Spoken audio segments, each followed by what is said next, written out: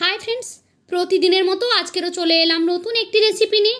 আজকের বানাবো ভীষণই মজাদার একটি গজা। খুব সহজভাবে দেখানোর চেষ্টা করেছি। আমি প্রত্যেক দিন চেষ্টা করি সহজ আর সরলভাবে রেসিপি আপনাদের সঙ্গে শেয়ার করার জন্য। আজকের রেসিপিটিও সেভাবেই শেয়ার করেছি। তাহলে চলুন দেখে নিন একবার। প্রথমেই একটি মিক্সিং বোল নিয়ে নিলাম 2 কাপ পরিমাণ ময়দা। দিয়ে দিচ্ছি স্বাদ অনুযায়ী লবণ, সেই সঙ্গে দিয়ে দিচ্ছি এখানে 1/4 কাপ সাদা তেল। এখন শুকনো উপকরণকে হাত দিয়ে খুব ভালোভাবে মিক্স করে নিচ্ছি। পুরো তেলটাকে ভালোভাবে ময়দার সঙ্গে মিক্স করে নিতে হবে। এখন এর মধ্যে অল্প অল্প জল দিয়ে একটা সফট ডো তৈরি করে নেব। জলটা নর্মাল টেম্পারেচারে থাকা জল, গরম বা ঠান্ডা জল নয়। এখন সুন্দর করে একটা ডো বানিয়ে নিচ্ছি। ডোটা খুব বেশি শক্ত নয়, আবার খুব বেশি নরমও নয়। এরকম একটা রুটি বা পরোটা বেলা যাবে এরকম একটা ডো তৈরি করে নিতে হবে। এখন কিছুক্ষণ হাত দিয়ে খুব ভালোভাবে ডোটাকে ময়ান দিয়ে নিচ্ছি। তারপর এটাকে ঢেকে কিছুক্ষণের জন্য রেস্টে রেখে দেব। 10 মিনিটের জন্য এটাকে আমি রেস্টে দিয়ে দিচ্ছি।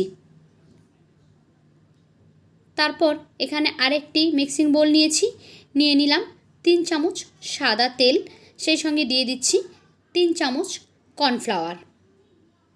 এটাকে একটা চামচ দিয়ে মিক্স করে নিচ্ছি। একটা পাতলা ব্যাটার মতো তৈরি করে নিচ্ছি। আপনারা দেখেই বুঝতে পাচ্ছেন কতটা ঘন হয়েছে, ঠিক বাটারের মতো হয়ে গেছে। একদম লাম্পসগুলো ভেঙে দিতে হবে যেন দলা দলা না থাকে। এখন আমি একটা শিরা তৈরি করে নিচ্ছি। আমি নিয়েছি গুড়, সেখানে দিয়ে দিচ্ছি পরিমাণ মতো জল আর গুড়টাকে কিছুক্ষণ ফুটিয়ে নেব। গুড়টা পুরো মেল্ট হয়ে একটা তার মতো যেন হয়ে আসে, ততক্ষণ পর্যন্ত এটাকে ফোটাতে হবে। দেখুন গুড়টা পুরোপুরি মেল্ট হয়ে গেছে আর এই যে কিছুক্ষণ ফুটে উঠেছে। একবার আপনারা হাত দিয়ে চেক করে নেবেন।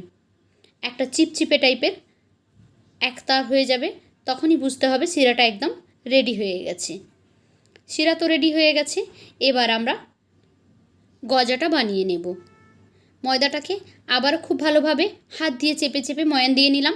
তারপর এখান থেকে অল্প অল্প করে একটা লেচি কেটে নিয়ে আমরা রুটি বানিয়ে নেব।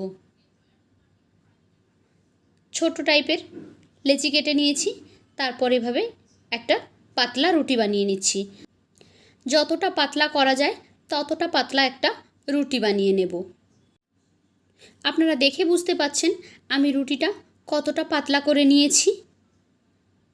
এখন এর ওপরে দিয়ে দেবো আগে থেকে তৈরি করে রাখা কর্নফ্লাওয়ার আর তেলের মিশ্রণটা। এভাবে আমি হাত দিয়ে লাগিয়ে দিচ্ছি। আপনারা চাইলে ব্রাশ দিয়েও লাগিয়ে নিতে পারেন, তবে হাত দিয়ে লাগালে খুব ভালো হয়। মিশ্রণটা ভালোভাবে রুটির উপরে লাগিয়ে নিয়েছি। এখন এটাকে হালকা হাতে একদম সরু সরু করে একটা ফোল্ড করে নিচ্ছি। দেখুন যতটা সম্ভব গোল করে এভাবে একদম পাতলা পাতলা করে আস্তে আস্তে করে রোল করে নিলাম। শেষের অংশটাতে একটু জল দিয়ে এভাবে চিপে দিচ্ছি, তাহলে এটা আর খুলবে না, ভালোভাবে একদম সেট হয়ে যাবে। তারপর এখান থেকে দেখুন ছোট ছোট পরিমাণ করে আমি কেটে নিচ্ছি। প্রায় 1 ইঞ্চি পরিমাণ মতো করে লম্বা কেটে নিয়েছি আমি। দেখতেই পাচ্ছেন কিভাবে আমি কেটে নিয়েছি। এখন এগুলোকে হাত দিয়ে চেপে গোল করে নিচ্ছি। সবগুলো গোল করে নিয়ে এগুলোকে একটু বেলে নেব। আপনারা চাইলে হাত দিয়ে চেপে নিতে পারেন, আবার একটু বেলেও নিতে পারেন। আমি এখানে অল্প অল্প একটু করে বেলে নিচ্ছি। বুঝতেই পাচ্ছেন পুরো লেয়ারগুলো কিন্তু বোঝা যাচ্ছে খুব ভালোভাবে।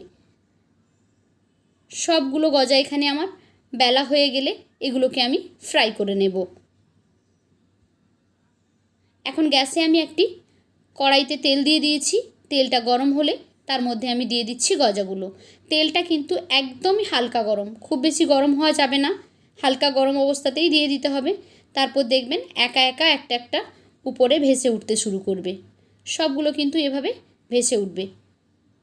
বেশি নাড়াচাড়া করা যাবে না, হালকা হাতে একটু নেড়ে ছেড়ে দেবেন। এখন দেখুন সব গজাগুলো কিন্তু উপরে ভেসে উঠেছে। গজাগুলোকে আমি একটু নাড়াচাড়া করে দুটো পিঠ সুন্দরভাবে একটা ব্রাউন কালার আসা পর্যন্ত ফ্রাই করে নেব। এখন দেখতে পাচ্ছেন সুন্দর একটা কালার হয়েছে, তাই আমি তুলে নিচ্ছি। গজাগুলো খুব পাতলা, এগুলো ভেজে রাখার পরেও এরপরে যে কুকিং প্রসেসটা চলতে থাকবে তাতে কিন্তু এর কালারটা চেঞ্জ হয়ে যাবে। এই যে দেখুন, কালারটা আরেকটু চেঞ্জ হয়েছে আর খুব সুন্দর করে ভাজা হয়ে গেছে, লেয়ারগুলো পুরোপুরি বোঝা যাচ্ছে। এখন আগেই যে শিরা তৈরি করে রেখেছিলাম সেই শিরার মধ্যে ভেজে রাখা গজাগুলোকে দিয়ে দিচ্ছি। শিরাটা হালকা গরম আছে, খুব বেশি গরম নেই, এই হালকা গরম অবস্থাতেই দিয়ে দিতে হবে। গজাগুলো একটু গরম রয়েছে। এখন 1.5 থেকে 2 মিনিটের মতো এর মধ্যে চুবিয়ে রাখবো, তারপর এগুলোকে উঠিয়ে নেব। খুব বেশি সময় রাখার প্রয়োজন নেই, অল্প একটু ডিপ করে নিলেই এই রসটা কিন্তু এর মধ্যে ভালোভাবে চলে যাবে। দেখুন এবারে আমি এগুলোকে উঠিয়ে নিচ্ছি। তো রেডি হয়ে গেল আমাদের গজা রেসিপি। কেমন লাগলো আপনাদের কাছে আজকের আমার এই রেসিপি?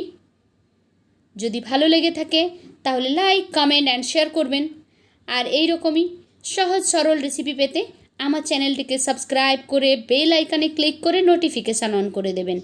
তাহলে যখনই আমি কোনো নতুন ভিডিও আপলোড করব সেই ভিডিওর নোটিফিকেশান সবার আগে পৌঁছে যাবে আপনাদের ফোনে। গজাটার ওপরে আমি কিছুটা ড্রাই ফ্রুটস ছড়িয়ে দিলাম, খেতেও ভালো লাগবে আর দেখতেও সুন্দর লাগবে। আমি এখানে পেস্তা আর কাঠবাদামের গুঁড়ো ছড়িয়ে দিয়েছি। আপনারা আপনাদের পছন্দের ড্রাই ফ্রুটস এখানে কুচি কুচি করে কেটে ছড়িয়ে দিতে পারেন।